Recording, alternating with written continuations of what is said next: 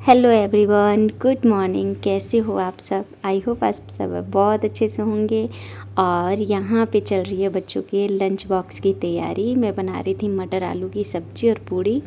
और यहाँ पे छोटा वाला बार बार आ रहा था, कह रहा था मम्मा मैं नहा लूँगा भैया से पहले और नंबर 1 पे हो जाऊँगा।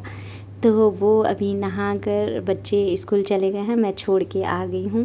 बड़ा वाला तो अपने से ही जाता है साइकिल से, पर छोटे वाले को छोड़ने जाना पड़ता है और उसके बाद छोड़ के आ जाती हूँ। फिर मैं झाड़ू पोछा कर लूँगी। झाड़ू पोछा करने के बाद मैं नहा कर और पूजा कर चुकी हूँ। पूजा करके मैं आ गई हूँ किचन में। अब मैं बनाऊँगी चाय और फिर हस्बैंड के लिए कॉफ़ी और मम्मी के लिए चाय, तो दोनों लोगों को दे दूँगी मैं। उसके बाद मैं भी चाय पी लूँगी।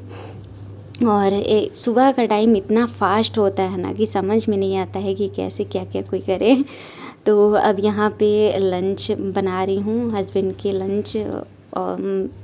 क्योंकि वो आलू खाते नहीं हैं तो उनके लिए लौकी की सब्ज़ी और दोपहर का खाना भी हो जाएगा वो लौकी की सब्ज़ी और पराठा। और हम भी नाश्ता कर लिए हैं। और जब तक नाश्ता करते हैं 11 बजे तक, 11:30 बजे तक, तब तक बच्चे का टाइम हो जाता है। तो अब मैं चल देती हूँ बच्चे को स्कूल लेने। मैं बच्चे को स्कूल से लेकर आ जाऊँगी, उसके बाद से दाल और चावल बनाऊँगी, लंच की तैयारी करूँगी, फिर मैं बैठूँगी पढ़ाई करने के लिए।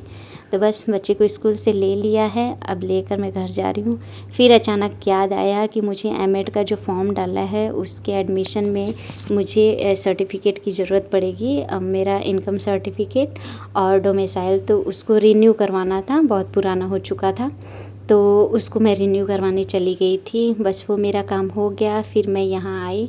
अब बच्चों का है एग्ज़ाम शुरू होने वाला है, तो बस उनका बैग खाली कर रही थी और वही देख रही थी कि जो कंप्लीट कर लिए हैं कॉपी सब वो चेक करवा लिए हैं कि नहीं। तो उनका सारा तैयारी करके रख दिए हैं। अब मैं करूँगी अपनी पढ़ाई।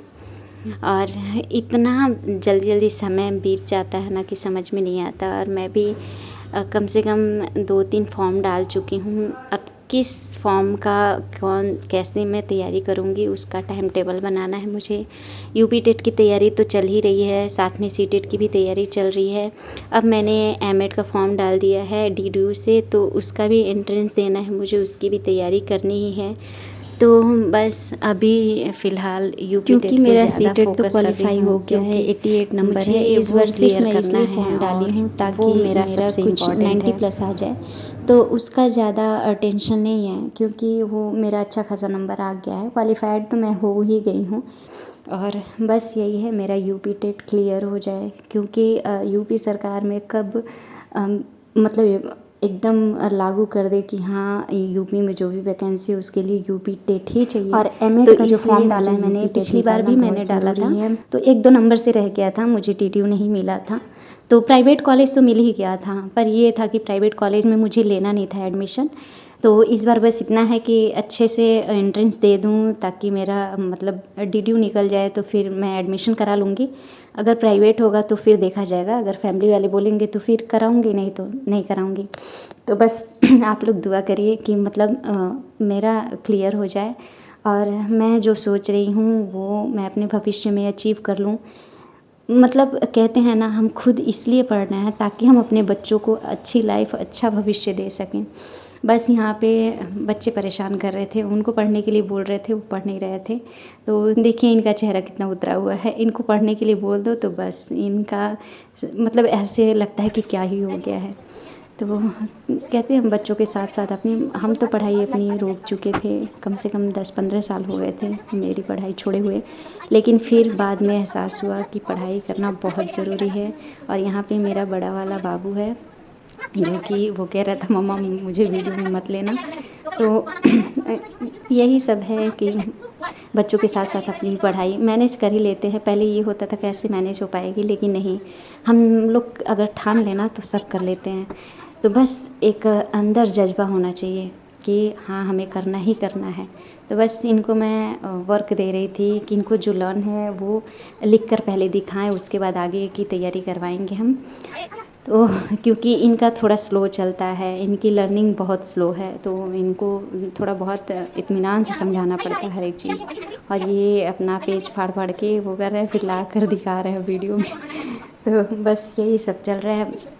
और फ्रेंड्स, आप भी बताइए कि आप अपनी लाइफ में कैसे ये सारी चीज़ें मैनेज करते हो। अब मैं बना रही हूँ शाम की चाय, और चाय हम लोग पियेंगे क्योंकि आ गए हैं ट्यूशन पढ़ाने वाले, बच्चों के ट्यूशन पढ़ाने वाले भैया, तो उनको भी चाय दे दूँगी। और इसी टाइम पे बनाती हूँ क्योंकि 6 साढ़े 6 बजे आते हैं, तो उस टाइम पे चाय मतलब हम लोग भी पीते हैं और उनको भी दे देते हैं। तो बस यहाँ पे चाय बन जाएगी, और फिर उसके बाद चाय बनाने के बाद थोड़ा सा छत पर जाऊँगी, मैं वर्कआउट करूँगी थोड़ा सा। जिस टाइम पे फूल में पौधों में पानी डालती हूँ, उसके बाद वहीं पे थोड़ा स्ट्रेचिंग वगैरह कर लेती हूँ, और कपड़ा धुलना रहता है तो इसी से मैं कपड़े भी लगा देती हूँ, तो मेरा वो काम भी हो जाता है। तो ऐसे ही मेरी दिनचर्या होती है, और उसी समय थोड़ा सा वॉकिंग वगैरह कर लेते हैं छत पे। अगर आप मेरे चैनल पर नए हैं तो मेरे चैनल को सब्सक्राइब ज़रूर करें। Thanks for watching my video.